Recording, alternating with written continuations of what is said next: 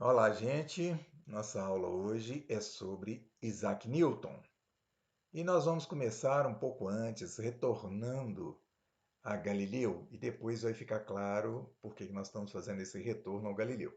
Mas vamos lá, eu quero apresentar para vocês aqui uma, uma gravação feita pelo pessoal da BBC de Londres, tá? Essa gravação está no YouTube, nós vamos assistir pelo YouTube, tem uma tradução em português, e é um experimento imaginado por Galileu, imagina, lá no século XVII, ou seja, mais de 400 anos atrás, e que vai, né, ser comprovada experimentalmente mais uma vez, né, nesse vídeo.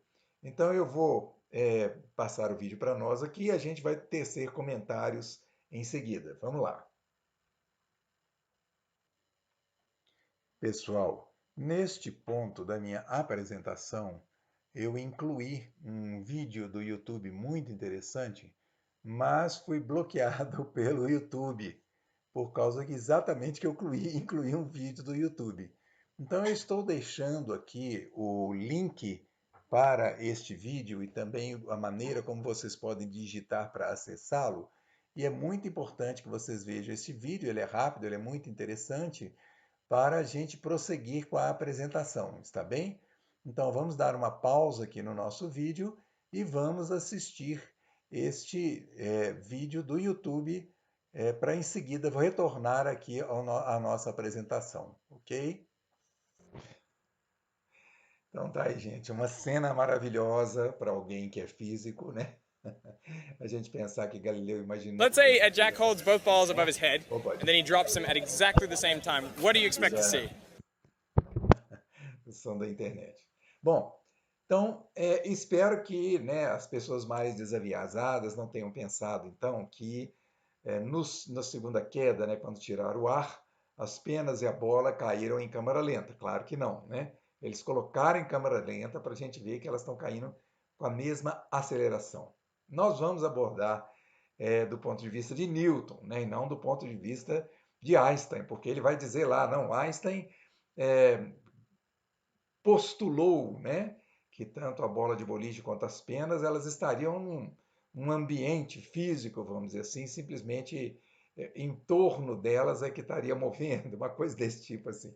Mas aí a gente teria que entrar na relatividade e não é a nossa intenção, pelo menos por enquanto agora, tá? Nós vamos pensar que essa foi então uma proposta de Galileu, né?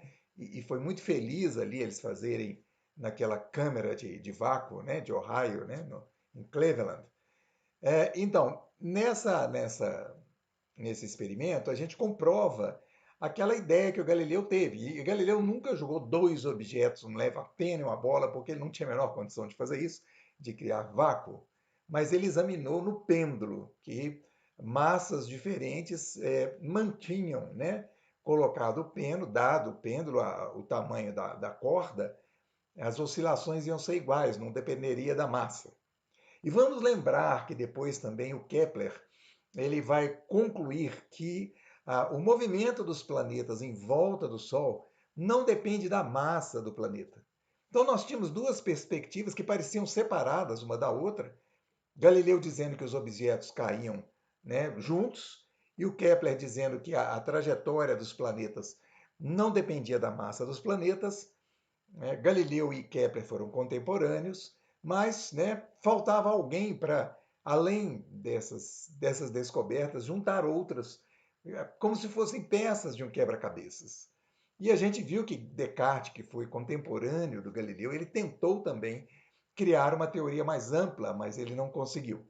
Então isso vai caber a Newton, né? E por que Newton? Porque na Inglaterra a gente podia especular várias coisas, mas vamos lembrar o seguinte: que o Galileu ele ficou preso, né? A Inquisição foi muito forte na Itália e talvez isso tenha puxado para baixo, puxado para retardado, vamos dizer assim, o desenvolvimento científico na Itália, o que permitiu aos ingleses passarem adiante, né? É, há um detalhe interessante também sobre a história de Galileu, que talvez ele próprio tenha contribuído para acabar sendo colocado no Index, o livro do Copérnico. O Galileu, ele escreve num livrinho que chama-se Carta à Condessa Cristina, uma série de argumentações. Porque houve uma festa nessa casa dessa condessa Cristina e ele não estava presente, e lá teriam dito que é, ele tinha essa teoria de que defendia o Copérnico, e nessa história houve um deboche, né? Inclusive porque havia um argumento da Bíblia, né? Que dizia então que Josué é, pediu a Deus para prolongar o dia, né? Para eles vencerem uma batalha, e Deus teria parado o sol. Como é que Deus parou o sol? Né, se a Terra é que está girando. Então, na Bíblia tinha que estar escrito que Deus parou a Terra de girar. Né? É muito engraçado que, do ponto de vista de hoje, né, ia ser um desastre completo. Se a Terra parasse, se Deus freasse a Terra de repente, 30 mil metros por segundo, né, 30 quilômetros por segundo, imagina você frear de repente, quer dizer, tudo ia cair, até as montanhas iam desmoronar, ia ser uma loucura. Né? Mas, enfim, essa era uma argumentação.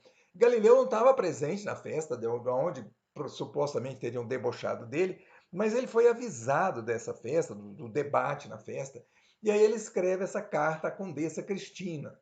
E ali ele vai fazer alguma argumentação que vai dizer mais ou menos o seguinte: olha, a Bíblia diz como que vai para os céus, mas a Bíblia não diz como são os céus, né? Ou seja, ele estava querendo dizer, e aí na argumentação dele, ele vai dizer mais ou menos o seguinte: a teologia, porque ela fala de Deus e porque os teólogos lidam com essas questões espirituais e tal, eles têm que ser respeitados, eles têm que dizer o que é verdade, o que não é verdade, tá?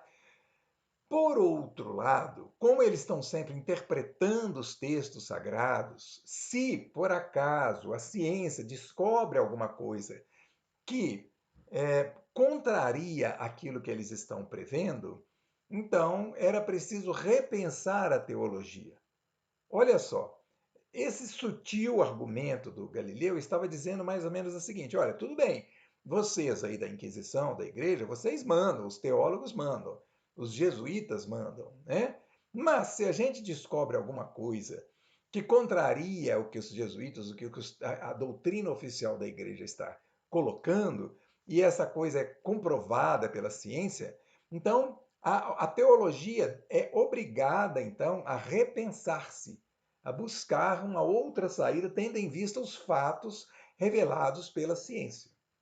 Então, com isso, o que o Galileu estava falando? O Galileu estava dizendo o seguinte: olha, então, nós vamos então dizer que a autoridade teológica, ela manda, mas ela pode ser contrariada pela ciência, ela tem que se rever. Ora, do ponto de vista do pessoal da época, da Inquisição, isso era uma ameaça. Ou então nós aqui vamos ficar esperando a ciência descobrir, vamos ter que estar sempre realinhando a doutrina da igreja? De jeito nenhum. Né? Muito provavelmente, por causa desse tipo de ameaça, né, que o Galileu teria feito, e talvez outras, as histórias já de Giordano Bruno, isso tudo tenha contribuído para a colocação do livro do Copérnico no Index. E depois, mais adiante, a gente viu que isso foi em 1616, né? Mais adiante, em 1633, o Galileu foi condenado, né, à prisão perpétua, e, e aí a gente sabe da história. Ou seja, a briga na Itália, né, era muito severa, né? A vigilância da igreja na Itália era muito severa. E isso muito provavelmente tenha atrasado, né, a criatividade dos italianos, tenha colocado freios ali, e os ingleses, especialmente na época de Newton, eles estavam mais livres, vamos dizer assim. Primeiro que eles não tinham que obedecer a Roma, né? E segundo que na Inglaterra as religiões ainda estavam em disputas na época do Newton, e nós vamos ver isso agora com dados sobre a história do Newton, tá? Então vamos lá, vamos tentar pensar a época do Newton, como é que era, vamos dar alguns dados bibliográficos antes da gente chegar nas leis de Newton. Vamos lá? Então, deixa eu ajustar aqui o meu computador. Então vamos nessa, vamos seguir, né? Então, em 28 de novembro, né, de 1660, isso aí era o contexto da época que eu estou dizendo aqui, isso tudo foi tirado do nosso livro, tá? A Inglaterra, né, na Inglaterra é fundada The President, Council and Fellows of the Royal Society of London for Improving Natural Knowledge, abreviadamente a Royal Society, Academia de Ciências inglesa oficial, que existe até hoje, tá? Então ela é de 1660, a inauguração dela. Então é a primeira instituição científica de âmbito nacional. A iniciativa expressa o significado e prestígio que o conjunto dos conhecimentos produzidos pela filosofia natural vinha adquirindo na época. Então, né, o rei da Inglaterra vai dizer agora que nós temos uma sociedade, né, uma sociedade bancada pelo rei da Inglaterra, pela coroa, uma sociedade dedicada à ciência, então está vindo verbas públicas para a ciência pela primeira vez. Então, daí a gente pode perceber o prestígio que a coroa inglesa estava dando para as ciências. E vamos lembrar que nessa época a ciência não está produzindo nenhuma riqueza além, tá? Ela não está produzindo tecnologias novas, não está produzindo nada. Ela está produzindo uma nova visão de mundo. E a França, em 1666, ou seja, 6 anos depois, o Louis XIV, lá na França, ele vai criar a Académie des Sciences, né? Academia de Ciências, tá? Eu até coloquei ali o link para quem quiser ver a Royal Society, onde é que está o link da Royal Society inglesa, né? Então, quer dizer, Inglaterra e França, elas partem, então, para a criação dessas academias, agora com um prestígio grande e vinculadas à coroa. Então, isso aí o Milton já estava vivo, né? Já tinha 20 e poucos anos e tal. Então, assim, foi um momento em que Inglaterra e França percebem a força e a necessidade, então, de empreender as ciências, tá? Então, por aí a gente pode ver a diferença entre esses dois países e a Itália. Vamos lembrar que a Itália, naquela época, ainda não era um país, não tinha se constituído como um país, mas como cidades independentes, e França e Inglaterra já eram. Muito provavelmente pela própria guerra que aconteceu entre os dois países, entre França e Inglaterra, e que acabou juntando, né, os diversos feudos, ou que ainda sobrou dos feudos, as cidades todas em torno do rei de cada país. E assim, França e Inglaterra nasceram como países rapidamente. Bom, então Newton nasceu em 1642. Olha lá, a Royal Society foi em 1660, então é 18 anos que ele tinha, né? Ele nasceu em 25 de dezembro de 1642 para a Inglaterra, era da data da Inglaterra, e 4 de janeiro de 1643 para os países que tinham adotado o calendário gregoriano. A gente viu que o calendário gregoriano comeu 10 dias, né? O Papa Gregório comeu 10 dias do calendário, e essa retirada dos 10 dias não foi seguida por todos os países, naquela época, em primeira mão. Demorou para os outros trocarem, né, esses 10 dias também.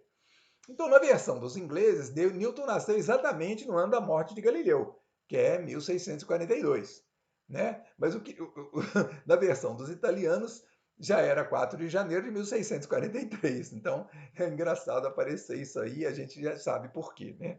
A gente conhece a história do calendário gregoriano. Então, aos 19 anos de idade, ele matriculou-se no Trinity College, que existe até hoje, tá? Ele obteve uma bolsa de estudos em 1665 e nessa época, entre 1661 e 1665, ele tinha que arrumar trabalhos, porque tinha que pagar a sua faculdade, mas ele obteve ali uma bolsa de estudos.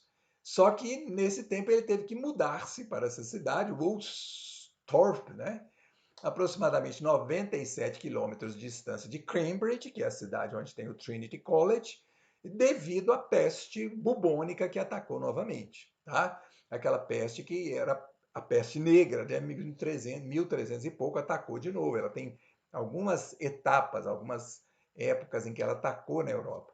E nessa época aí, só na Inglaterra parece que morreram 100 mil pessoas por causa dessa peste. Então, o Newton fica um tempo nessa parte lá campestre, né, numa fazenda, e aí ele vai retornar em 1667. Né, 2 anos depois, ele retorna ao Trinity College. Então, ele tinha conhecido uma guerra civil entre facções religiosas, né, dentro da Inglaterra. Essa guerra durou de 1641 a 1651. Ele tinha testemunhado a peste. Houve um incêndio horroroso em Londres, em 6 de setembro de 1666. Dizem, né, que o incêndio pegou em 7/8 das moradias da cidade de Londres. Olha que absurdo, né? E, no entanto, as coisas não estavam tão desfavoráveis para ele ainda, que ele estava voltando então para Cambridge, não para Londres, né? Em 1667 ele vai ter o status de professor de Cambridge. E nessa época, né, naquela época de 1667, os professores de Cambridge tinham de ser padres, né? Eles tinham que fazer os votos, né, de castidade, tudo que ele não fez, tá? Ele tinha uma bronca com as crenças, os dogmas da religião, no caso lá a religião anglicana, né? Que eram os mesmos, praticamente os mesmos dogmas da Igreja Católica. Então, ele tinha uma ligação muito forte com religião, ele tinha 30 exemplares da Bíblia, em várias línguas, aí tinha hebraico, tinha árabe, tinha vários exemplares, né? E ele considerava que a religião original, vamos dizer assim, aquela que estava expressa na Bíblia, e daí a busca, né, de uma Bíblia original, né, ela teria sido corrompida pelas igrejas, que o cristianismo era uma farsa, uma degradação da antiga e verdadeira doutrina. E ele pensava, inclusive, uma das crenças dele era do Templo de Salomão, né? Que teria uma planta, na planta do Templo de Salomão, guardaria os segredos do universo. A sua orientação, as suas dimensões, tudo teria um significado esotérico. O Newton era bastante vinculado à alquimia. Curiosamente, né, ele estava desenvolvendo todos esses raciocínios de uma maneira secreta. Por quê? Porque ele sabia que ele estava contribuindo para a criação de um pensamento filosófico que excluía cada vez mais essas intervenções ou essas crenças religiosas. Então, evidentemente, com medo de ser colocado para fora, ridicularizado e tal, ele guardava para si a sua crença na alquimia. Tanto é que no livro a gente apresenta ele como o alquimista. Ele tinha uma forte crença na alquimia, que na verdade não era uma alquimia, eram vários ramos da alquimia, e nesses ramos da alquimia ele tendia para uma alquimia mais experimental, tá? Enquanto que o Giordano Bruno, por exemplo, ele tendia para uma alquimia mais especulativa, mais filosófica. O Newton estava mais interessado nos experimentos que ele podia fazer em laboratório e o que ele podia tirar ali de aprendizagens para ele, né, do ponto de vista esotérico. Com 33 anos, ele esteve em Londres para pedir ao rei para garantir uma exceção para ele, porque não tinha interesse em se tornar um padre, né, fazer os votos de castidade e tal, o que ele obteve do rei Carlos II.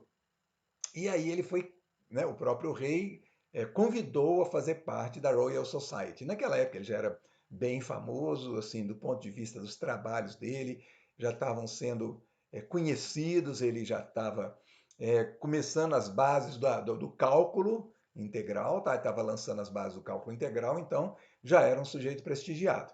Curiosamente, como professor, ninguém queria saber dele, as aulas dele, ninguém comparecia às aulas dele, né?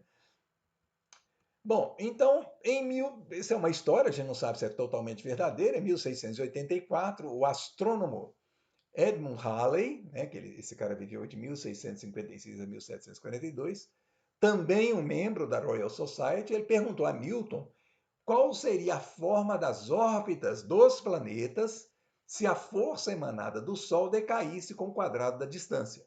Veja que esta pergunta, quando o Halley faz essa pergunta para o Newton, o que está implícito aí?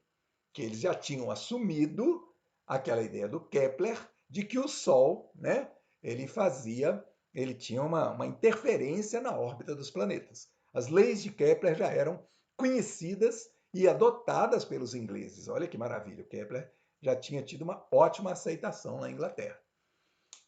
O Newton, então, o que ele respondeu para o Halley? Que essa órbita seria uma elipse, né? E perguntado sobre como ele sabia disso, o Halley perguntou para ele afirmou que já teria feito os cálculos. E alguns meses depois ele vai enviar um manuscrito para o Halley, né, com as ideias dele.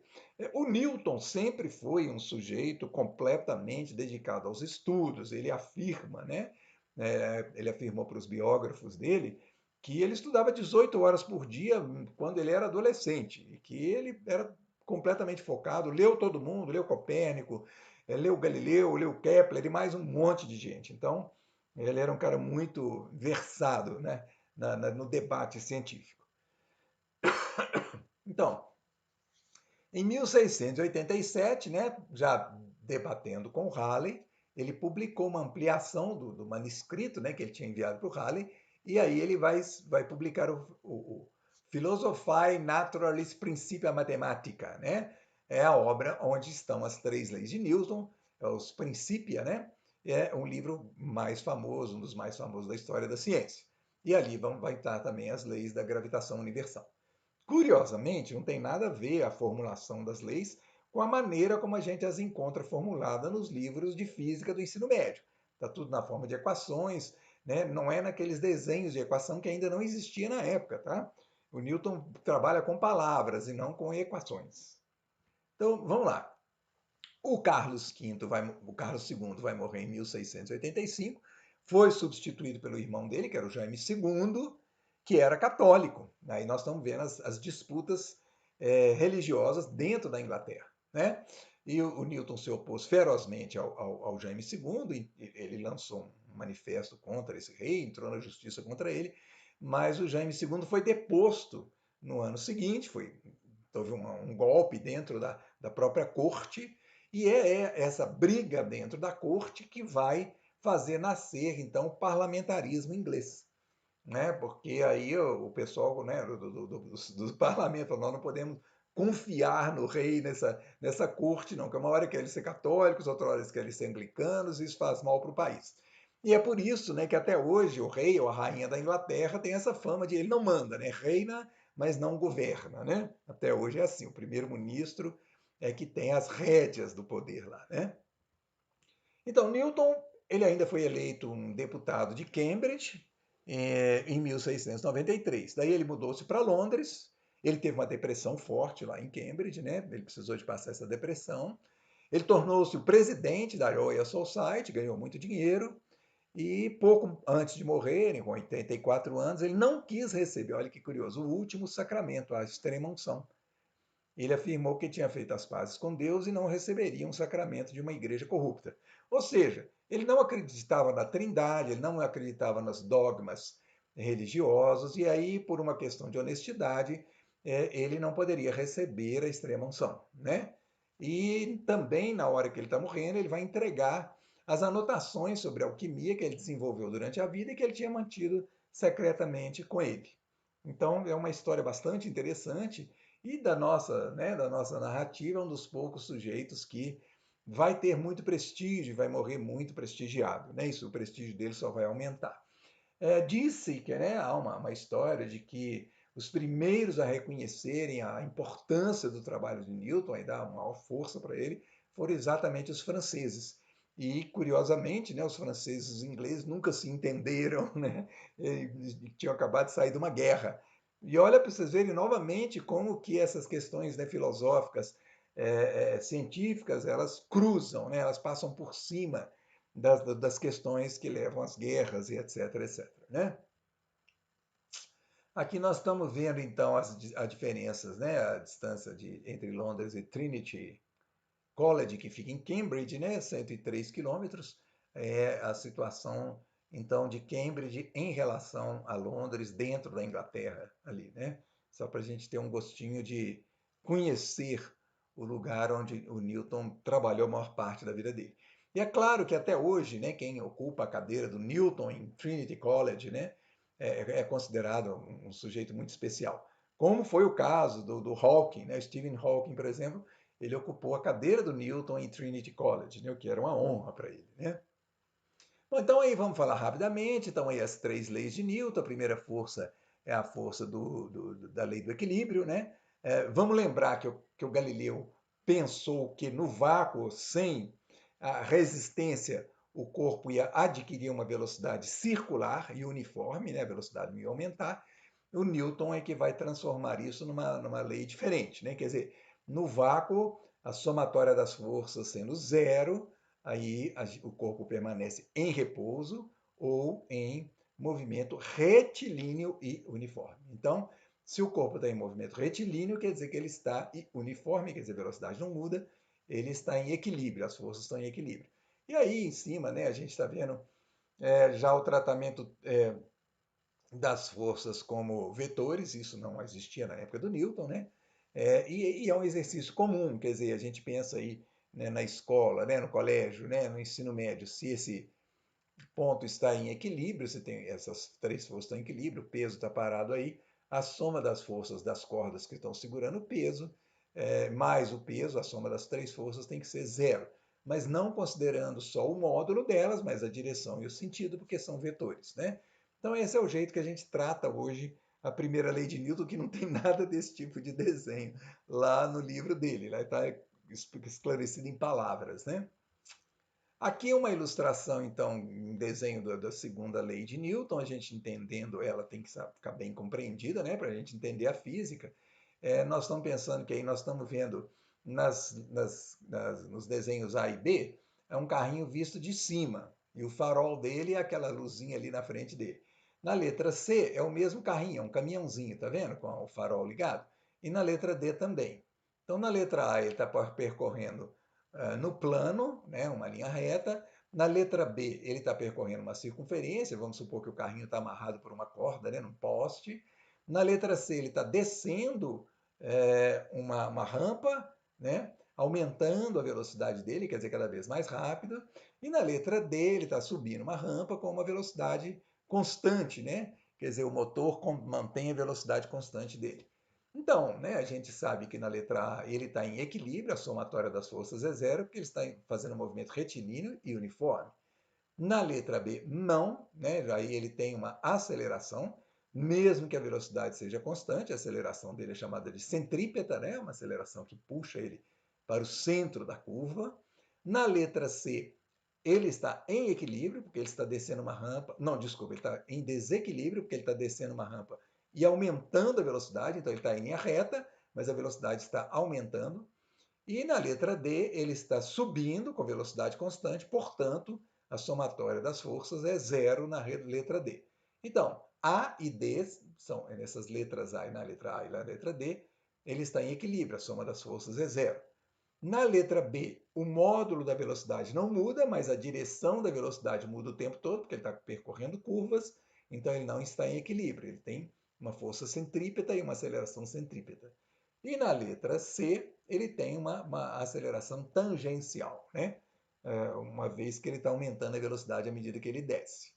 Então, né, aí a gente tem uma descrição bem clara da aceleração, que a gente tem que ir voltando aquele vídeo lá que a gente apresentou no início aqui da nossa conversa, a gente tem que pensar que tanto a bola de boliche quanto as penas estão em aceleração enquanto elas estão caindo, segundo as leis de Newton, né? Não na interpretação de Einstein. Vamos seguir adiante. Aqui só para a gente pensar certinho, né? A gente está vendo aí que vamos pensar que um carro está percorrendo as curvas, né? Ele começa aqui pela esquerda e ele vai fazer uma curva, depois faz outra, faz outra. Vamos supor que ele está com a mesma velocidade o tempo todo. Cada vez que ele faz uma curva, mesmo que a velocidade esteja igual em termos de módulo, ela está variando, então ele tem uma força centrípeta, né? Então, a lei é força igual a massa vezes aceleração, o que equivale a dizer que a aceleração é a força dividida pela massa. Então, a aceleração quer dizer a mudança da velocidade, é uma medida da mudança da velocidade, a aceleração, né? Ela ocorre tanto né, no corpo, enquanto o corpo está fazendo uma curva, quanto enquanto o corpo está numa linha reta, aumentando ou diminuindo a velocidade. Então, variação da velocidade é a aceleração, é a medida da variação da velocidade. Então, essa medida ela se aplica à variação da velocidade em módulo, quer dizer, ela cada vez maior ou cada vez menor, como ela também se aplica a uma mudança de direção da velocidade, mesmo que o módulo permaneça constante. Então, aceleração, a ideia de aceleração é a medida da taxa de variação da velocidade num intervalo de tempo. Esse é o conceito de aceleração que a gente tem, né? Que não é um conceito muito simples de ser assimilado. Aqui é a terceira lei de Newton, a lei da ação e da reação. Aí a gente colocou Terra e Lua, essa é uma foto que a gente tirou da internet, evidentemente. E a gente vê que, né, não é só a Terra que atrai a Lua também atrai a Terra. De novo, nós estamos fazendo aqui uma interpretação newtoniana, que cabe perfeitamente, ela não é mentirosa, vamos dizer assim, só que a leitura de Einstein vai ser outra, ok, tá? Mas até hoje para você fazer vários cálculos, essa interpretação newtoniana ela é perfeitamente razoável. Então, não é só a Terra que atrai a Lua, mas a Lua também atrai a Terra. Então, enquanto a Lua gira em torno da Terra, na verdade a Terra também está sendo atraída pela Lua e a Terra dá uma bamboleada, né? A gente pode pensar, por exemplo, quando a gente está com uma criança pequenininha, segurando pelos dois braços, se a gente gira e a criança fica no ar, né? Ao mesmo tempo que a criança está sentindo uma força porque nós estamos girando essa criança, nós também estamos sentindo a mesma força. Agora, o efeito é maior sobre a criança, por quê? Porque a massa dela é menor. Do mesmo jeito, né? O efeito ali de movimento ele vai ser mais sentido pelo movimento da Lua do que pelo movimento da Terra, porque a massa da Terra é várias vezes maior que a massa da Lua, tá?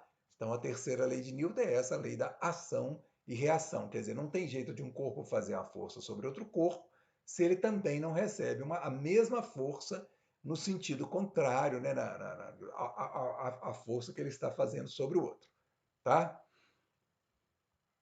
Bom, aqui nós estamos vendo então uma linha do tempo, onde a gente vai ver aqui o Edmund Halley, que é aquele do cometa Halley, né, que era da Royal Society, o Isaac Newton, o Jaime II, aquele rei com o qual o Isaac Newton brigou, e aqui o John Locke, que cabe uma historinha sobre o John Locke, eu já falei sobre ela, e o Boyle, que é muito interessante, porque o Boyle ele é um dos responsáveis pela criação da Royal Society, tá?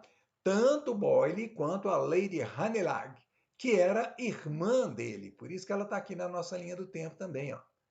E o Boyle, ele é famoso, né, por ser o pai da química, né? Ele que começou a dar números para as reações químicas, né? Aquela lei, por exemplo, também que não é química, é física, né? Mas PV igual a nRT, né? É a lei de Boyle, né? E ele é famoso, então, pelos experimentos que ele realizou com gases no vácuo, coisas desse tipo, né? Em câmeras próximas do vácuo, né? E ele é um dos fundadores da Royal Society.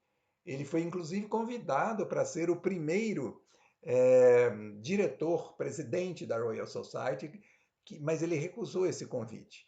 E ele, em Londres, para onde ele foi depois, ele ficou vivendo na casa da irmã dele, que era Lady Hanelagh, não sei pronunciar o nome dela direito. E uma história interessante que envolve aqui o filósofo John Locke, que está ali abaixo do Jaime II, né, na nossa linha do tempo, é que o Locke ele ficou chateado com o Boyle, porque o Boyle era muito rico. E o Boyle criou experimentos com máquinas muito sofisticadas. Ele conseguiu extrair ar de um ambiente, criar coisas próximas do vácuo, né? Muito longe daquilo que a gente viu, né? Do experimento que a gente viu, mas já a produção de vácuo, né? Próximas do vácuo, onde ele experimentou os gases ali com pressões muito baixas, o que acontecia. E o Locke, que era filósofo, ficou revoltado com aquilo, porque ele pensou, poxa, o senhor Boyle, então agora o senhor está fazendo experimentos com instrumentos extremamente caros que ninguém consegue comprar, e de repente você põe aí meia dúzia de pessoas que vão ser testemunhas do que você está fazendo, e nós temos que acreditar nessas pessoas. E até hoje a ciência sempre se pautou por uma atividade a qual muita gente vai ter acesso. Então o senhor cria um experimento sofisticado e ninguém pode ter experimento, ou seja, o resto da humanidade vai ter que acreditar no senhor. Então, essa crítica do John Locke dirigida ao Boyle é interessante, e nessa disputa o Boyle ganhou, né? Porque hoje em dia é exatamente isso que acontece. Os experimentos são sofisticadíssimos, poucas pessoas conseguem até compreender o que está acontecendo nesses experimentos, e o resto da humanidade acredita que é verdade. Ali na linha do tempo a gente pôs um ponto, né, que é a fundação da Royal Society, está ali, né, escrita em preto ali, aquela linha verde que vai levando até o ponto, né, no tempo onde é a criação da Royal Society. E a gente vê um pouco adiante aí o Henry Cavendish. Esse Cavendish, ele vai ser o responsável pelo cálculo da constante da gravitação universal, coisa que a gente vai falar daqui a pouco. A gente está vendo também William Herschel, né, que é o sujeito responsável por estudos da luz, seguindo também estudos do Newton, né? O Newton vai propor que a luz é formada de partículas, né? o Herschel vai fazer estudos sobre a luz considerando como onda, e isso é uma coisa muito interessante também. Então, nós estamos vendo aí que nessa época os nomes que estão se destacando aí são nomes de franceses, aí eu até coloquei o Júlio Verne ali na frente, né?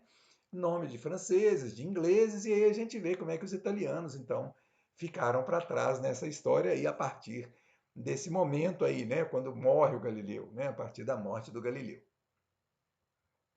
Bom, agora vamos comentar aqui uma coisa muito interessante que, né, é preciso falar disso porque ainda existe essa lenda na internet, né?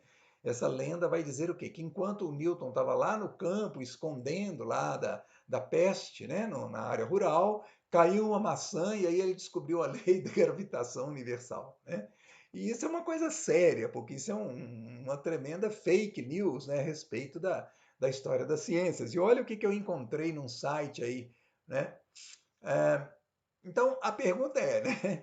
Como é que o Newton concebeu a ideia da gravitação universal? O que isso tem a ver com a queda da maçã?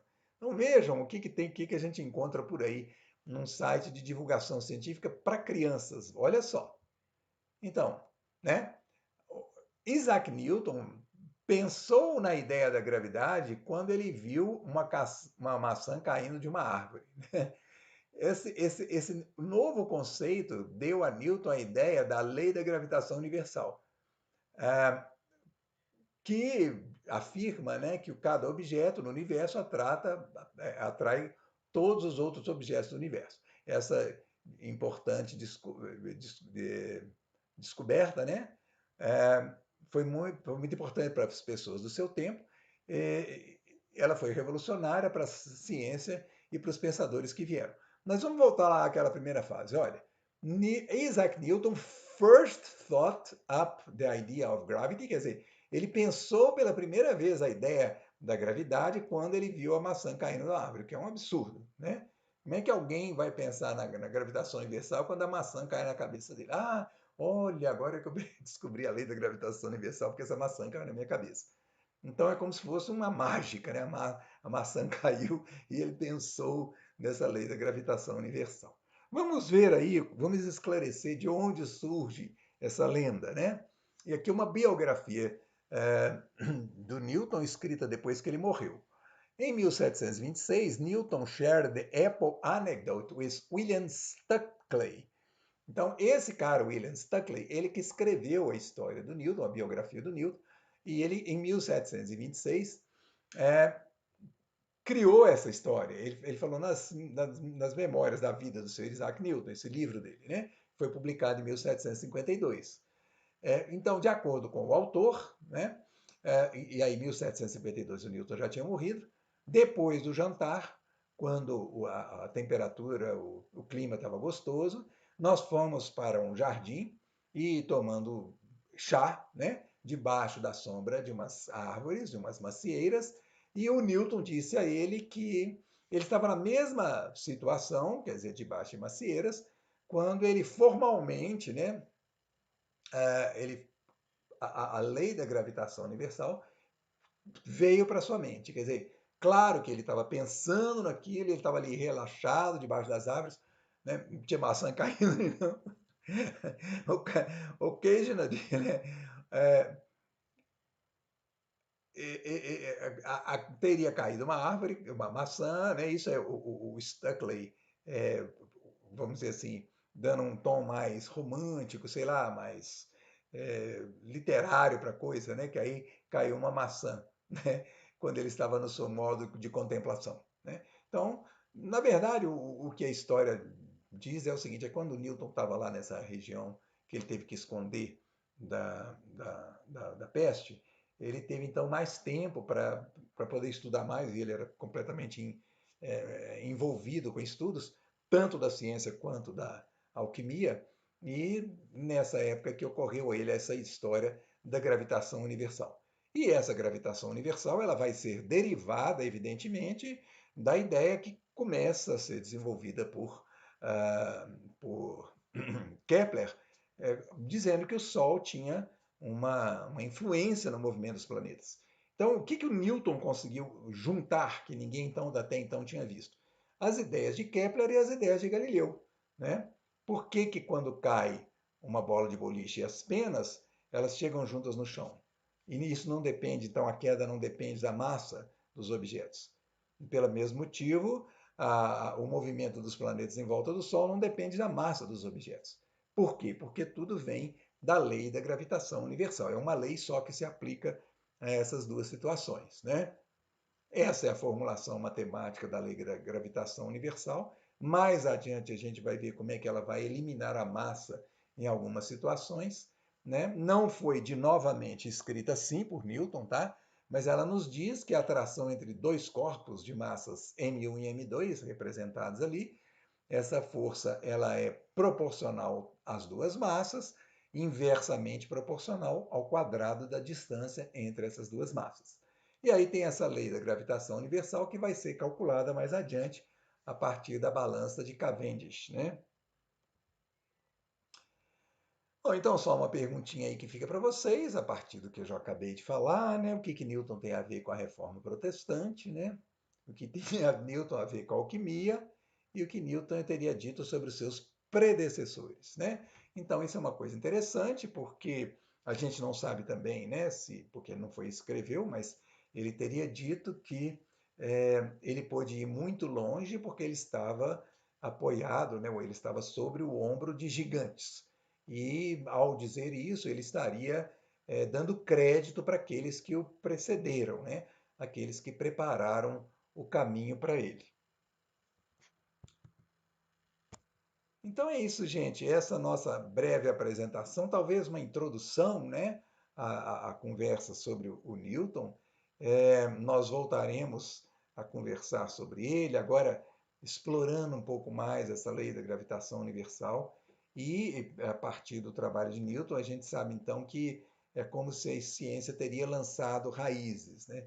E é muito interessante a gente perceber toda essa preocupação dele com esse lado esotérico, com a alquimia, com as verdades que não são observadas ali diretamente, né, pelos cinco sentidos, enquanto que ele está ajudando a construir uma ciência que vai exatamente cortar todos esses elementos, que não vai querer mais discutir esses elementos, né? Então isso é muito curioso, quer dizer, ele está ajudando a construir uma ciência que vai de encontro às crenças íntimas que ele tem, que ele mantém escondidas até o final da sua vida. Curiosamente, esse caderno sobre alquimia que ele deixou para um dos amigos guardado, né, depois que já morrendo, ele só vai ser explorado e começar a ser mais conhecido no século XX, depois de 1960.